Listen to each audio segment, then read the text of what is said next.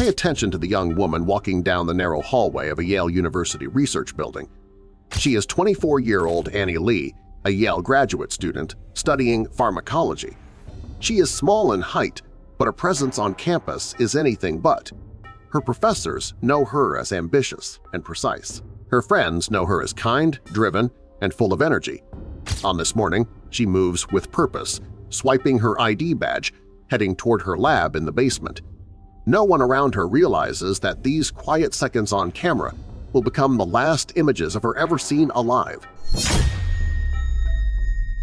It is the 8th of September, 2009, in New Haven, Connecticut. Annie's life is full and carefully planned. She is just days away from her wedding to her fiancé, Jonathan Wadowski. Dress fittings are complete. Invitations have been sent.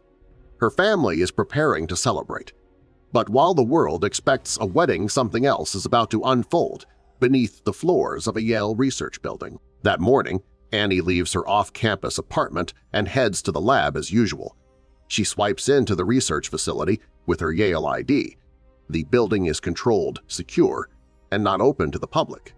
Every entrance and exit is logged electronically. She rides the elevator down to the basement, an area filled with laboratories, animal rooms, and mechanical spaces. Cameras show her entering. None will ever show her leaving. When evening comes, Annie does not return home. She misses scheduled meetings. Her fiancé cannot reach her. Calls go unanswered. Texts remain unread. For someone as punctual and responsible as Annie, this is not just unusual, it is alarming. By that night, Yale officials are notified. They try to contact her. Nothing. Her friends file a missing person report with the New Haven Police Department, the university, the police, and Annie's family now share the same fear. She has vanished somewhere between the lab and the outside world. Investigators start with what they can see. They review the building's security footage. There she is, entering the facility. There she is, going down to the basement. But there is no footage of her exiting the building. No camera shows her walking back out the door. No camera shows her using the exits above. Her ID log tells the same story. Annie badged in that morning. She never badged out. In a normal missing person case, detectives search bus stations, streets, and surrounding neighborhoods. Here, the evidence points somewhere very different. If Annie never left, then whatever happened to her happened inside the building. Police secure the research facility. No one comes or goes without record. They begin a systematic search. Officers move room by room. Lab by lab, doors are opened, closets checked, storage areas cleared. They check the ceilings.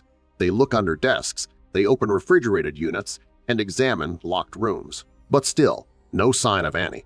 Cadaver dogs are brought in to help. Handlers guide them through the main floors, hallways, and stairwells.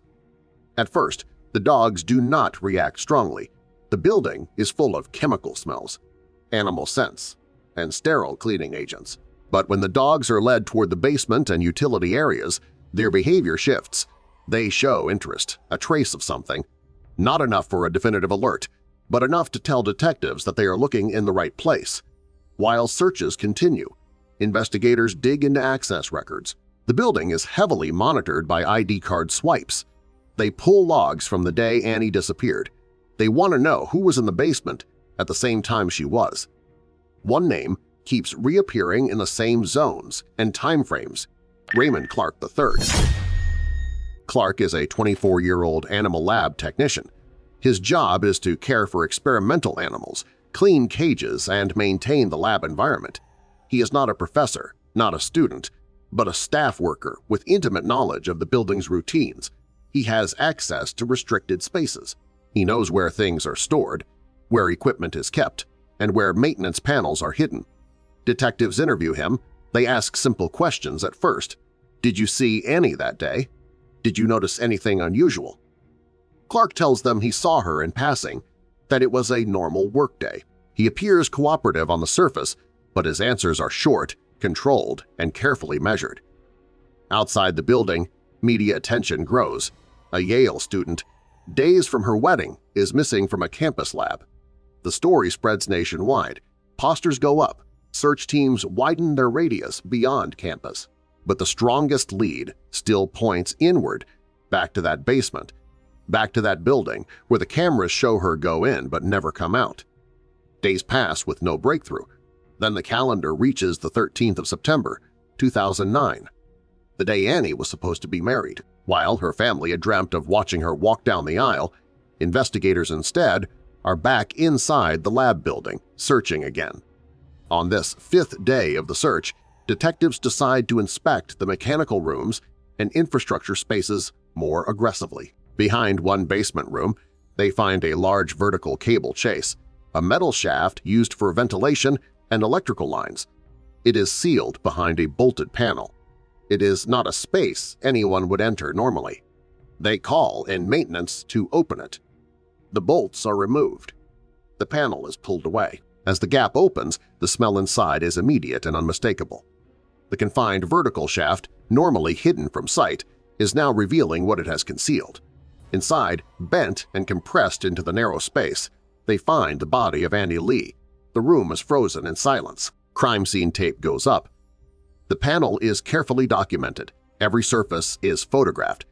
Annie's body is gently removed and transported to the medical examiner's office.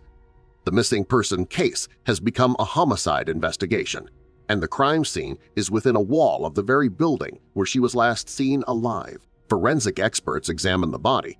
They find evidence of a violent struggle. Bruising on her neck and upper body indicates that she was strangled. There are signs that she fought back defensive marks, suggesting she tried to resist her attacker. Her time of death matches the day she disappeared. She had been hidden in the cable chase almost immediately after being attacked. The location of the body is important. The cable chase is not a place a stranger would choose. It is hard to reach, hard to open, and extremely difficult to access without knowledge of the building. Simone had to know that this panel existed. Simone had to feel confident that it would remain unseen. Again, suspicion turns towards staff who know the infrastructure intimately. Investigators revisit their list of people who had access to the basement that day. Ansi again. Raymond Clark's name stands out. His badge logs place him in the same corridors and rooms where Annie worked and where her body was later found. He had the opportunity, the physical access, and the familiarity with the space. Police now obtain search warrants. They collect Clark's clothing, his shoes, and samples from his car and home. They comb the lab areas he used. They take swabs from surfaces, locks, and equipment. Everything is sent to the crime lab for analysis.